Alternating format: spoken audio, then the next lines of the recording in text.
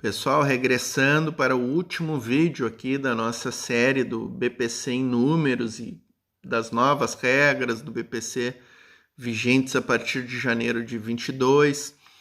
Vamos finalizar essa série conversando um pouco sobre a questão da judicialização do BPC, que é uma questão importante também. Antes, vamos pedir para quem não está inscrito no canal ainda que se inscreva, ative o sininho para notificações. Quem curtiu o vídeo, deixe sua curtida, muito importante aí para aumentar o alcance das mensagens trazidas aqui nos vídeos.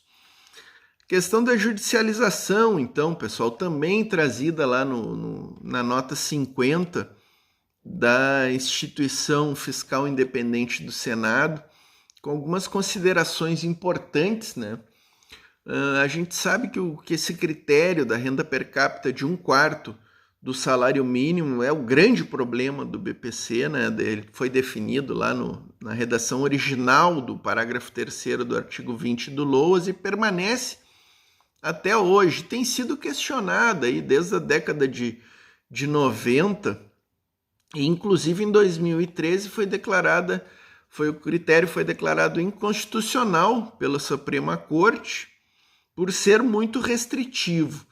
Mas a regra, infelizmente, continua valendo, porque o STF, embora tenha declarado o critério de avaliação na definição da miserabilidade inconstitucional, não modulou os efeitos dessa declaração de inconstitucionalidade, não estabeleceu um critério diverso e só determinou que a situação fosse analisada caso a caso pelos juízes, sem considerar a regra legal como um balizamento definitivo. Acabou criando aí uma lacuna legal muito grande, né?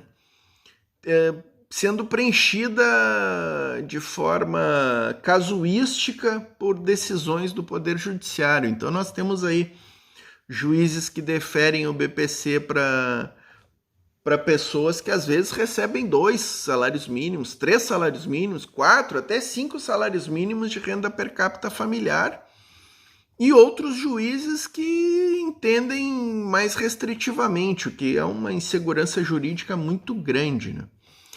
Dados do Portal da Transparência mostram que dos 4,7 milhões de benefícios ativos hoje, em 541 mil, ou seja, 11,6% foram concedidos pela via judicial. O relatório de avaliação 817021 da CGU, a Controladoria Geral da União, identificou que a maior parte das concessões por demandas judiciais ocorre em benefícios para pessoas com deficiência, 17,21% das concessões totais, 443 mil, olhem bem esse número, pessoal, 443.287 pessoas com deficiência recebem hoje o BPC por força de decisão judicial. Para pessoas idosas, esse percentual cai para 5,6%, ou seja, 117 mil pessoas idosas. O Acórdão 1435 do Tribunal de Contas da União lista, entre algumas razões para as judicializações, a falta de isonomia entre idosos e pessoas com deficiência, as diferenças dos critérios de renda e de família utilizados pelo BPC e por outras políticas assistenciais, assim como a fragilidade na avaliação da pessoa com deficiência. Vejam, pessoal, vejam que o TCU está aqui apontando a falta de um instrumento de avaliação biopsicossocial como uma das grandes causas da judicialização do BPC. Está aí mais um dos motivos para a gente exigir que o governo federal não só regulamente a avaliação biopsicossocial, como a regulamente com critérios úteis e eficazes, né? A falta de isonomia se dá por uma lacuna legislativa. O parágrafo único do artigo 34 da Lei 10.741, Estatuto do Idoso, estabelece que o BPC pago a idosos não é computado para fins de cálculo da renda familiar per capita. Assim, caso uma família tenha 2 pessoas idosas e uma já receba o BPC, essa renda não deve ser considerada caso a outra pessoa também requeira o benefício. Então, as 2 pessoas podem tranquilamente ter o BPC. O mesmo não ocorre com as pessoas com deficiência, o que está avaliando esse acórdão 1435 do TCU, de modo que a renda recebida pelo BPC por uma pessoa com deficiência entra no cômputo da renda familiar per capita, sendo esse um dos grandes fatores de judicialização, e o judiciário reiteradamente tem desprezado essa renda de um BPC para o cálculo de renda per capita familiar, o que é uma questão de uma lógica transcendental. O judiciário age de modo a utilizar uma interpretação extensiva, utilizando a exclusão do BPC do cálculo para pessoas idosas e com deficiência, enquanto o INSS segue a letra fria da lei, não excluindo esse BPC do cálculo da renda familiar na via administrativa. Outro entrave diz respeito ao conceito de família adotado para o BPC. Para o BPC, família é o conjunto de pessoas compostos pelo requerente, cônjuge ou companheiro, ou pais, ou padrastos, ou madrastas, irmãs solteiros, filhos, enteados solteiros, menores, tutelados, sob o mesmo teto. Esse critério de família é diferente do critério adotado por políticas assistenciais, já que considera a consanguinidade e vínculos civis, excluindo pessoas que vivam na mesma residência sem um parentesco direto. O critério do BPC está mais próximo do utilizado por políticas previdenciárias do que empregado em políticas assistenciais. No âmbito do CAD único, família é qualquer agrupamento de pessoas vivendo em um mesmo domicílio, contribuindo para os rendimentos ou para as despesas do domicílio. O critério de renda também é alvo de controvérsias. Como dito, o STF, julgando o recurso extraordinário 567-985, declarou a inconstitucionalidade desse critério de 1/4 de renda per capita, 1/4 salário mínimo, lá no ano de 2013. Embora não tenha revogado o trecho, sendo utilizado pelo INSS nas concessões administrativas, na inexistência de legislação que suprisse esse critério. Então aqui o Supremo pecou demais em 2013 ao não estabelecer um julgamento conforme a Constituição. O que seria um julgamento conforme a Constituição? O Supremo diria que esse critério de renda per capita de 1/4 do salário mínimo é inconstitucional, mas que a lei não poderia deixar de ser aplicada, estabelecendo a forma como essa lei deveria ser aplicada. O próprio Supremo ditaria alguns critérios que suprissem essa letra fria da lei, esse critério da renda per capita de 1/4 do salário mínimo. Conforme o acórdão 1435 do TCU, as concessões administrativas acabam usando o critério da renda do texto de lei sem considerar outros critérios de miserabilidade, que é o que faz o Poder Judiciário.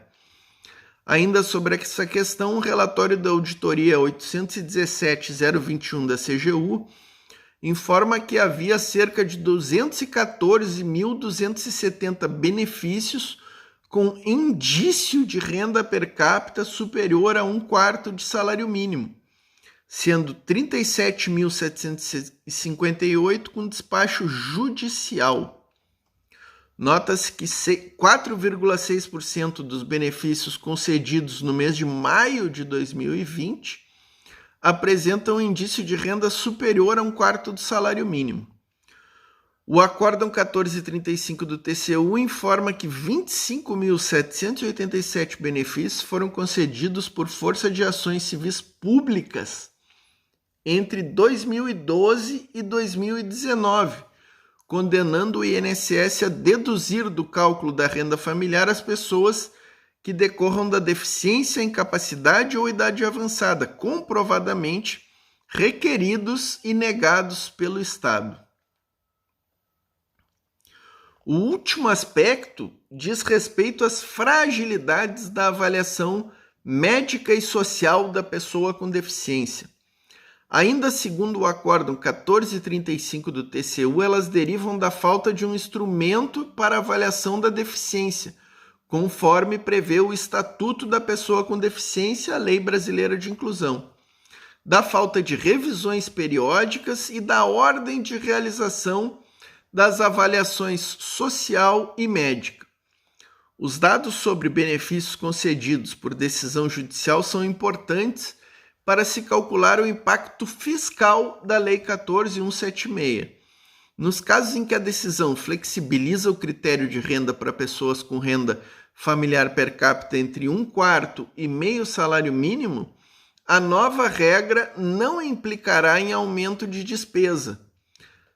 Então, vejam que aqui é um outro critério que a gente precisa considerar naquele número que a gente trouxe nos vídeos anteriores, do impacto fiscal que a instituição fiscal independente do Senado traçou, um primeiro número de 46 bilhões como impacto fiscal até 2030. Depois a gente viu no terceiro vídeo aqui da série que esse número cai para em torno de 19 milhões quando ingressa o contra-impacto fiscal do auxílio inclusão, né? Esse número pode chegar aí, com números conservadores do auxílio inclusão, a termos um impacto de 19 bilhões até 2030. E aqui, nessa questão da judicialização, como a gente viu, são mais de 400 mil benefícios BPCs concedidos na via judicial, muitos deles já considerando essa renda familiar per capita entre 1/4 e meio salário mínimo, que é a nova regra que começa a viger agora a partir do janeiro de 2022. Então nós teríamos um número ainda menor do que aquele satisfatório, como a gente falou no último vídeo, de 19 bilhões de impacto. É bem provável que a gente fique aí com o impacto final, o impacto financeiro final dessas novas regras, dessa ampliação da base.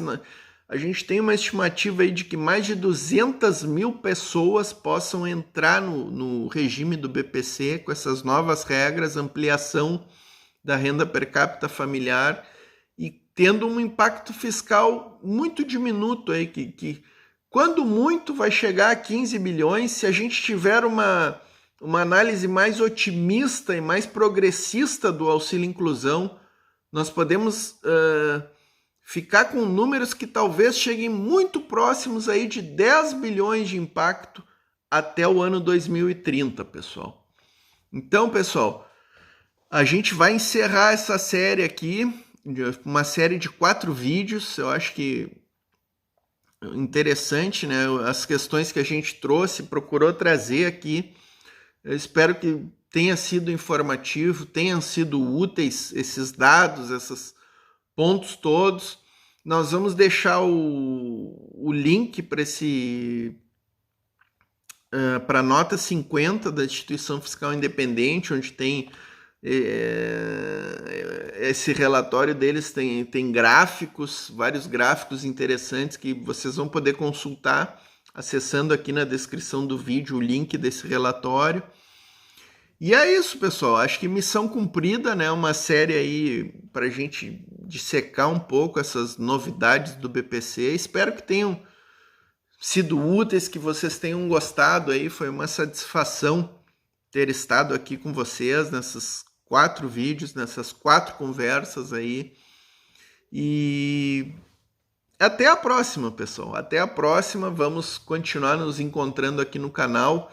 Quem não está inscrito ainda, se inscreva, não deixem de se inscrever, ativem o sininho para as notificações e até a próxima.